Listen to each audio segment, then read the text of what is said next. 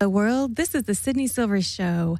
Normally I have a co-hostess today, but since part 2 of the show is the Naked Girl Show, she chickened out. So we don't have her here today. It's just me, Sydney Silver. And today's show is called The Case for West Virginia UFOs. We have part 1 with an amazing caller calling in about her UFO stories and possibly abduction experiences and her friend.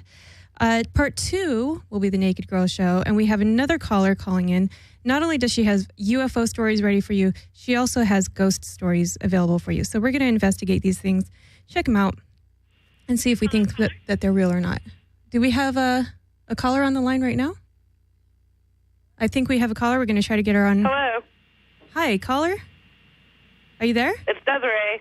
Hi, Desiree. How are you? I know Desiree personally. Okay. She lives out in West Virginia, which is still a very rural area, right? Yes. I remember I visited her and there was like no cell phone service up there, not for multiple cell phones. Yeah. So we're going to show your photo right now, Desiree, so we can see who we're talking to.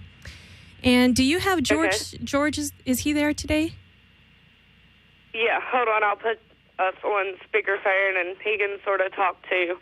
Okay, awesome. Because you both had some really amazing UFO stories that I think need to be aired. And also, don't forget, everyone, West Virginia is the home to the Greenbrier. Am I saying that right, Desiree? Yeah. And Snowshoe Mountain. Okay, I don't know anything about Snowshoe, but I know the Greenbrier is an installation where they built underneath it to create a survival area. Is that correct? And a lot of people think that that's down there for... And now it's a casino. Now it's a casino. Okay, so they've changed it to a casino.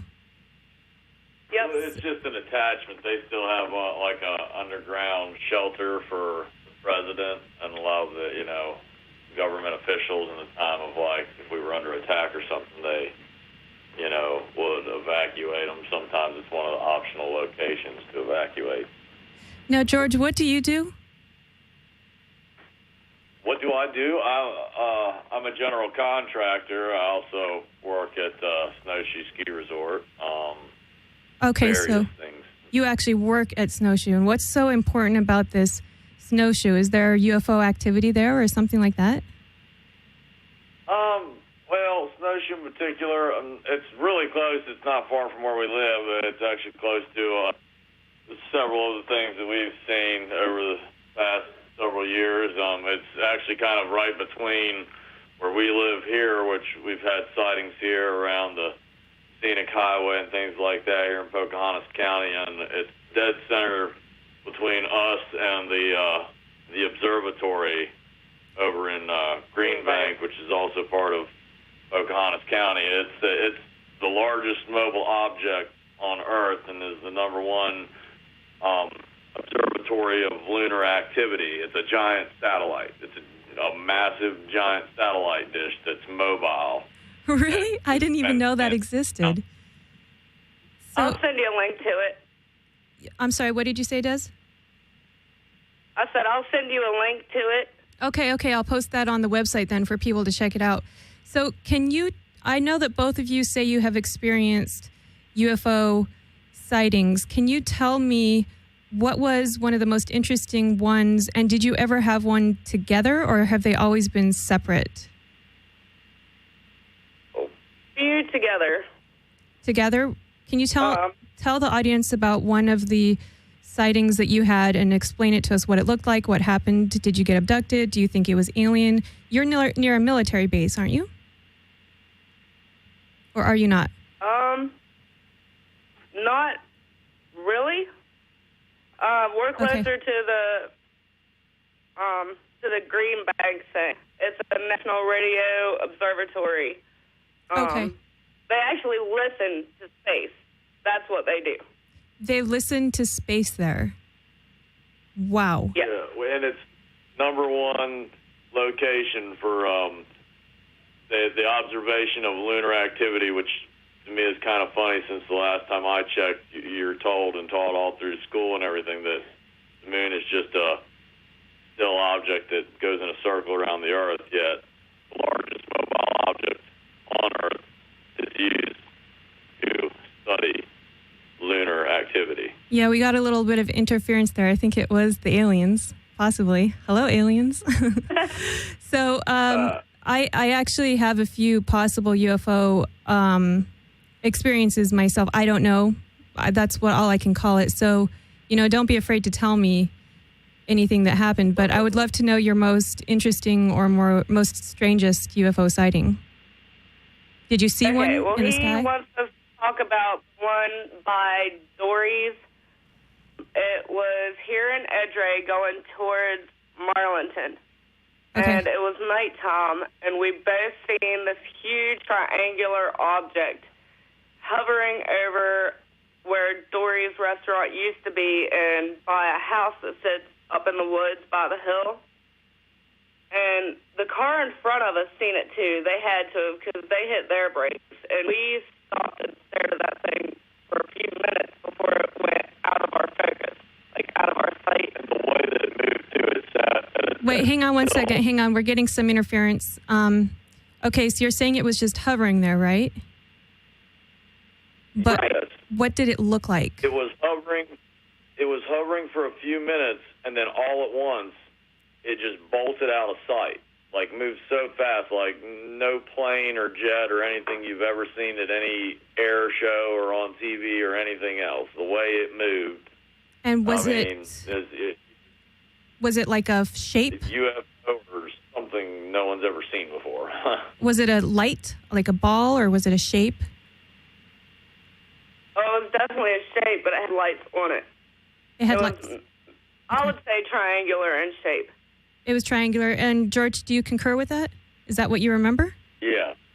Yes, definitely, because it was really hard. It was dark, so you couldn't really make it out real well. But the lights almost illuminated so that you could make out a shape, like a geometric shape of it. And it was like she said, it was kind of a triangular looking object, and it had lights, kind of in three corners to kind of help define the shape of it. And like I said, the way it just sat there, didn't move. It was so, like she said, the other vehicle that was going down the road with us at the same time almost slowed to a stop. We stopped and watched it for a minute, and then all at once it took into motion and shot out of sight like so fast. I mean, we have all the time, very frequently, F-16s and jets fly around here. They use this area of the mountains, Greenbrier County, in our area, for test pilots training for the Air Force, where the mountains where they can dip up and down through the valleys. So you see jets and things like that around here all the time. And this thing, I mean, would have made a jet look like a turtle. Wow. The way it moved. Wow.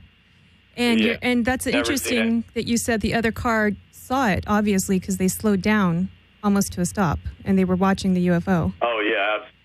And it was hard to miss because it was dark at night. Everything else was closed. There was nothing else around. And there's this lit up object, like I say, and just the lights and the shape of it. It was obvious right off the bat. This wasn't just your typical, Okay, hang on one second. We're having alien interference again. Let me just pause you there. Say that again, George. The last part. Oh, like I said, just the way that it sat there and the lights on it, it was obvious that it was not anything that you would typically see in the sky, Uh-huh. And do you two feel, and this is not the only object you've seen, right? Or you've seen many? Many. Yeah, quite frequently. Even right here from our house, we live it's called the Scenic Highway, and it's a big area of, like, national forest. There's nothing else built around it or anything. Uh-huh. And just a bunch of open country, and it's not really that uncommon if you stand outside in the middle of the night to see, sometimes from a distance that you can't really make out the shapes, but lighted objects that will fly in one direction for a minute and then stop and then instantly make like a sharp 90-degree or sharp turn and take off in a completely different direction. Again, like I said, just flight patterns that you don't typically see. Everybody has seen, fighter jets and helicopters and airplanes flying in the sky, and they usually make real broad turns and straight lines. These things maneuver in ways that are not typical. Your neighbors or the people you know, have they ever admitted to you having seen anything similar in that area? Or do people just kind of not talk about it? No, a lots of people that I know that live around here. You could ask anybody around here, and they've got stories like this of, you know, weird objects they've seen at night and flying around and things, you know. Yeah, everybody around here more or less. How interesting. How interesting. And I remember one time I was on another radio show and I was interviewing Desiree about her experience, and it almost sounded to me, the other host kind of cut her off, but she was starting to get into something where it sounded like she was abducted. Are you willing to tell us about that experience, Desiree? Well, there was few different instances that I don't remember anything, but it was just weird. The one time we was living on 2nd Avenue in Marlinton, and I was having a hard time getting the kids to school in time. So I remember I left 20 minutes early, and we lived 5 minutes walking time from the school. And we was walking through the field, and somehow we ended up back on the sidewalk by the road. And then whenever we actually got into the school, we was an hour and 45 minutes late. Whoa. And I knew that it was impossible. Like that. So it was missing. We lost time. There was no way that should have happened. So you were missing an hour and, well, almost 2 hours if you left 20 minutes early, right? Yeah. So you were missing. And with my kids. Almost 2 hours with your children. And you have 3 children. So, and they remember the same thing? Or do they remember anything from that time period of that missing time? Well, you've met my kids, and you know that they don't communicate very well. But I know that they all felt uncomfortable that day. Like, I could tell, like, Desiree's, they felt like something was off. I definitely felt something was off. Your children are autistic, right? But they're very well-functioning, well-adapted, intelligent kids. So that's fairly interesting that... and when you had experienced that missing time, did you see anything? Did you have any strange marks on your bodies?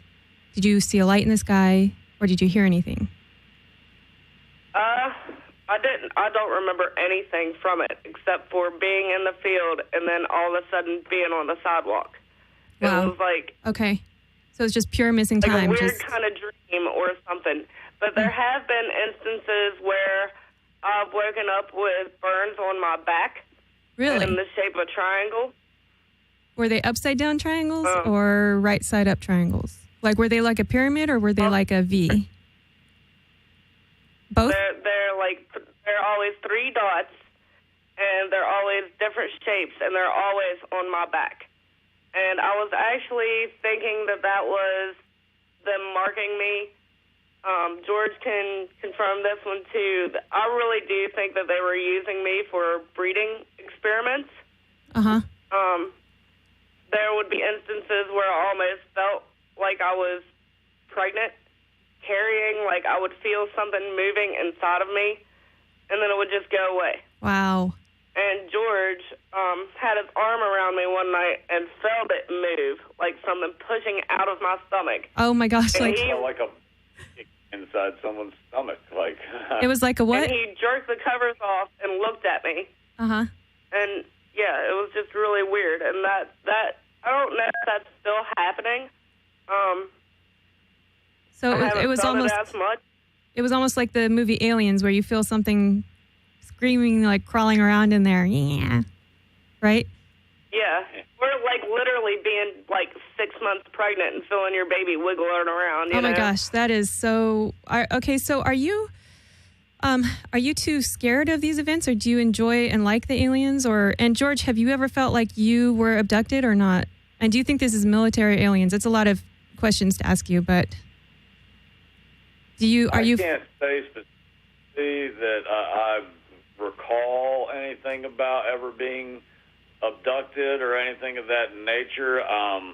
Nevertheless, I mean, personally, to each their own. I pretty well believe in it, believe that it happens. I mean, you know, as long as mankind has been around in written history, documented history, people have documentations and even verbal eyewitnesses, everything of sightings of aliens, abductions. It's one of those things that as long as mankind has existed in written history, there's been, sightings, recordings, witnesses of it. It's more foolish, in my opinion, to think that these things don't happen than to disbelieve in it, and when thousands of people over hundreds of years all have the same stories and same occurrences, it's kind of foolish to think that it doesn't happen, Mm-hmm.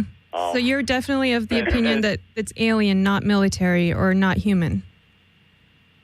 Right. I would say so, but by the same token, it almost goes hand in hand to say that if such things do exist, and as we all know that the military has always, over the course of history, had incidences that they've tried to cover up or hide or conceal, and then at times leach out little bits of information about it. So one could almost assume that most, if not all, alien activity that takes place within, Earth's perimeters, the military's aware of it.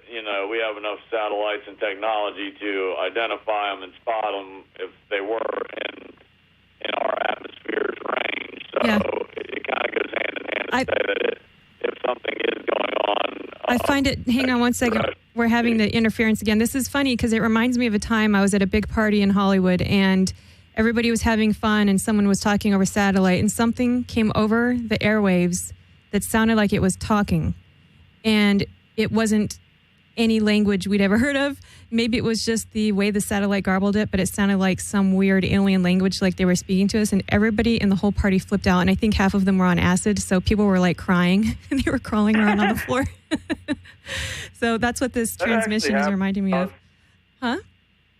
That happens to us on occasion here with phone calls. We have some strange paranormal activities that go on in our house as well. And really? Kind of odd occurrences at times that happen like that, where you'll hear some type of talking or some type of garbled language. It almost sounds electronic, but it's trying to come through. Like they're crossing the wires and you're hearing transmissions from the military base or something? Or maybe there's somebody listening to you. For a while, I thought there was someone listening to me. Things like that were happening to me. So you never know. Right. And do you feel that this has anything to do with your proximity to that Greenbrier or the snowshoe or the fact that you work there? I would definitely, I would say that it definitely makes the occurrences more prominent, a lot more likely for that kind of activity, especially being in the area of that observatory and things like that. Anything in that area, they block all radio signal, cell phone signal. At times when they want to, they even shut down cell phone signals a farther range than normal for various, who knows what, or whatever they're doing. Is that why my cell phone didn't work out there? Because I couldn't get cell phone and internet, and it seemed like everyone was telling me nothing works out here. And I was thinking, what? An entire state where cell phones don't work? Right. In the United States? At times they will work in places, and then on another day it won't work in that place. And people have said, I've been told, that they do actually have a way to block those frequencies when they're trying to do their studies and observing things, and they don't want the interference of the cell phone towers and things. They can actually block the signals and turn it down so that no one can use that type of stuff to interfere with what they're doing. Well, yeah, cell phone jamming is a very real thing. I've had it done in companies, like say you want to go to a work and they don't want you to use your cell phone in there. They'll jam it in that building. I've just never heard of it being done for practically an entire state, because once I got out of West Virginia, my cell phone popped right back on, and I'm with a major carrier. It's a big carrier. It's not a small, little carrier. So that's really, I had never thought about that. And Desiree, you had mentioned these triangles on your back that are in the pyramid and the inverted pyramid shape and different angles, right? At different times? Yeah. Did you ever get any photographic proof of that, or do you have scars from it? Or did it heal properly? I have scars from it. I could probably get pictures. Yeah, that would be great. We'd love to see some pictures.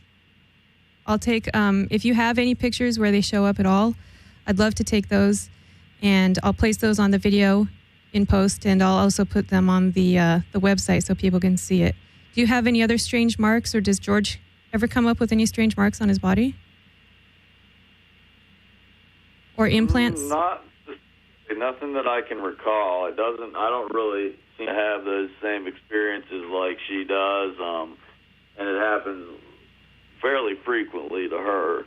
So I could say that it doesn't happen to me in that same fashion so much for whatever reason. So you've basically just seen UFOs, or what may be UFOs. And George, about how many of those would you say you've seen off the top of your head? Like 1, 2, 5?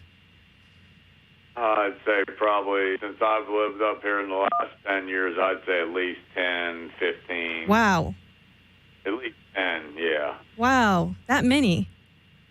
And Desiree, you concur? Even coming home from work in the evenings, I would call Desiree and tell her, like, you won't believe this thing I'm looking at right here coming down 219, like just out of the blue, It's real random. It's not every day of the week kind of thing, but I guarantee at least 10 different times that I've seen UFO, whether it be alien or otherwise, whatever it was, definitely an unidentified flying object. I think our listeners are going to want to know, because if West Virginia is a UFO hotbed and maybe the cell phone transmissions are being blocked out there, I don't know, but it seems very weird to me that it's the United States of America and satellites are everywhere on our globe and you can't use cell phones there. I know the listeners are a lot of UFO hunters are going to want to know, what would your recommendation be as to where you've seen the most UFOs, or where they could maybe go, like a town or across streets or something like that, where you feel maybe they have the highest chance of spotting a UFO?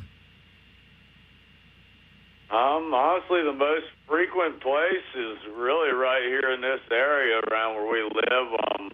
Pocahontas County, really, I could honestly say, has been the most frequently that I've seen them.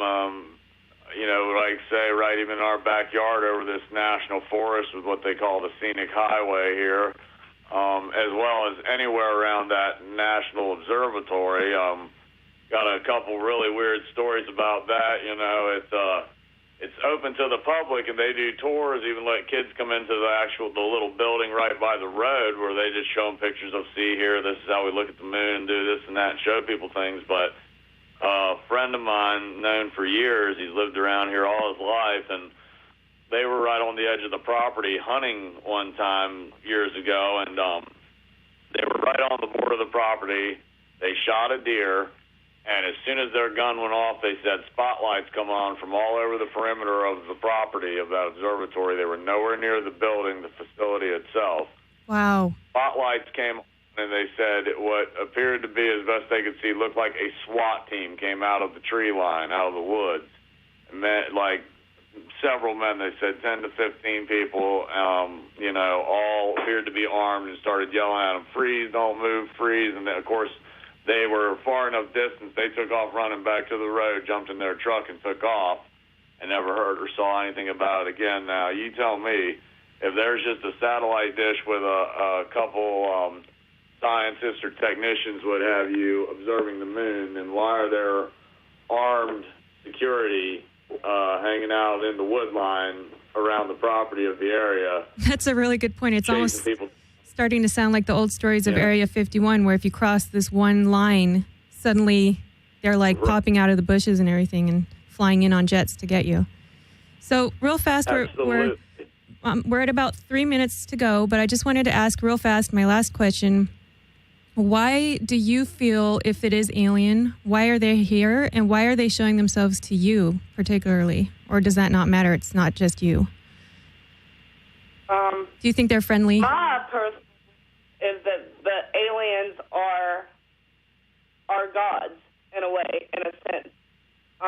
You know me, that I'm very pagan and everything, but with all the different races of humans and all their different cultures and how they all sort of stem from the same belief system, I really do believe that the aliens they're sort of our gods, and they will eventually come back. So do you think they're... And furthermore... Go ahead, George. As long as people have been around, plenty of people like to disbelieve it or try to discredit it, but alien sightings and aliens themselves have made appearances on and off all through the history of mankind, back to, Egyptian civilizations and all that. So it's not really like they've ever left. These sightings have been had and have been made, and they've made their presence known all through the course of mankind's history, just at various times for the sake of avoiding mass hysteria and panic, or whatever be the case, whatever their reasons. People try to hide it, cover it up, disbelieve it. Some people think that it contradicts their religion, and for various reasons, but the fact remains that as long as people have been around, people have seen and encountered and witnessed extraterrestrials and activity. Whether they are the basis of our gods or, have just been around us for that long, my theory has always been if they were unfriendly to us, they could have already gotten us. So I'm not sure why people are so scared of them. Are you scared of them living out there in those woods or not? No, I don't really feel any threat or intimidation from them. It's more just, a presence, just one more facet of life, just like all the deer and the bears and the coyotes. It's just normal to have aliens in West Virginia, huh? And Desiree, for you, is it normal or is it scary? Do you get frightened sometimes? No, it doesn't feel threatening in any way. For Desiree, real fast. Des? No, I never feel threatened or scared. I'm more terrified of humans than I am of aliens. Wow, very interesting. Well, we are wrapping it up here. It's been a pleasure to speak to you both. Thank you so much for being candid and honest, because I know a lot of people wouldn't open up about this. They're afraid of being called crazy or weird and that kind of thing, because a lot of people put down those people who have had experiences. I'm used to that. Huh? What did you say? I said I'm used to being called crazy. Hey, me too. So I really appreciate your honesty and ability to open up to this. And I'd love to know more about it. We're going to post the pictures as soon as we can and get those pictures from you, Desiree, if you're back. And as of now, thank you so much for calling in. Have a great night. Thank you. Okay. Bye, George. Bye, Desiree. Bye. All right. So that was George and Desiree. We have one more show for you on the West Virginia UFOs. You're not even going to believe it. There's more from West Virginia. So don't go away for part 2, West Virginia UFOs. Bye. This is the Sydney Silver Show. Go to sydneysilvershow.com and comment on our forum. Bye-bye.